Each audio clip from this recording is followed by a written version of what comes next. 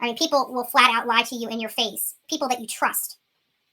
People that you trust because they don't want to acknowledge that they've done something wrong or that you're going up the right alley. If they don't like you, they want to butcher you. So I don't know. I really don't know I can tell you that I was on, if you're talking about Rescue Our Children, I've watched him literally one time. He brought me up on his panel. It was about cyberbullying opinion.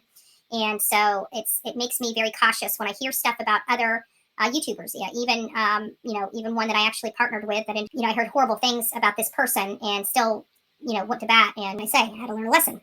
Sometimes things you hear are true, and sometimes, yeah. And what's crazy is because I have a lot of people know I have a lot of respect for like somebody like Michelle After Dark. Does she agree with me 100%? Do I agree with her 100%? Of course not. None of us really. We all are kind of guilty of formulating our own opinions based on our own past experiences and that we know are facts. So we apply those things differently when we're discussing these cases. Somebody like Michelle After Dark, she wants us to move past this drowning. I'm not 100% sure that this didn't happen. So, it's still on my list of possibilities of what has happened to Summer.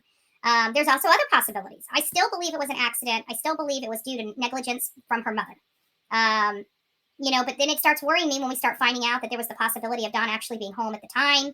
Actually went back to work. These are all speculative things, and I can't at any point prove one way or another because the only thing that is provable based upon the information that I've received from people, in fact, was at work.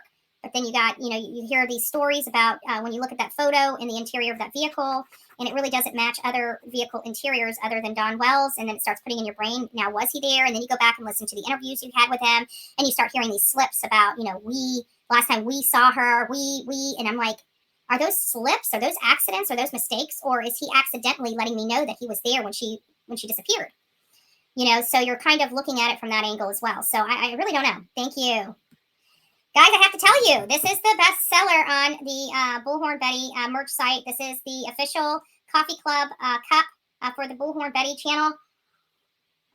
Please, if you haven't, go support this channel, support me, and buy yourself a coffee cup and enjoy our morning meal. It's sad. It's sad. I gotta say, it's super, super, super, super sad. But some of these we've heard. I mean, look at all the stuff that's been coming out. Like there's a lady that drowned. Nobody found her. She disappeared off the face of the earth.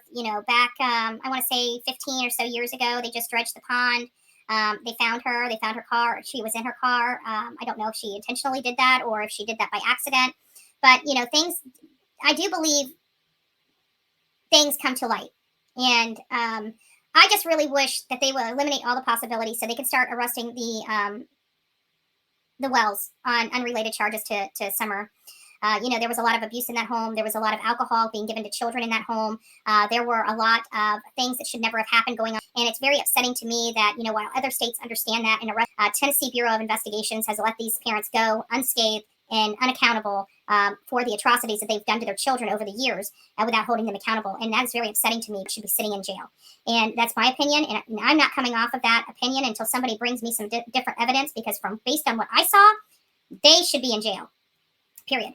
No ifs, ands, or buts about it. Hi, Betty fan. Good question. Good question. Everybody's wondering, who's gonna spill the beans first? And it may not even be them. Like this, there's other things going on behind the scenes. I mean, you got, I'm sure that their sons are going through intense, not intense training, but intense psychological, stuff to help them. Psychiatrists do appointments like that because of what they lived through. Trying to break that cycle for them. And then you've got Hunter over there, going self-balanced and on medication and things of that nature. Again, another victim of the Wells.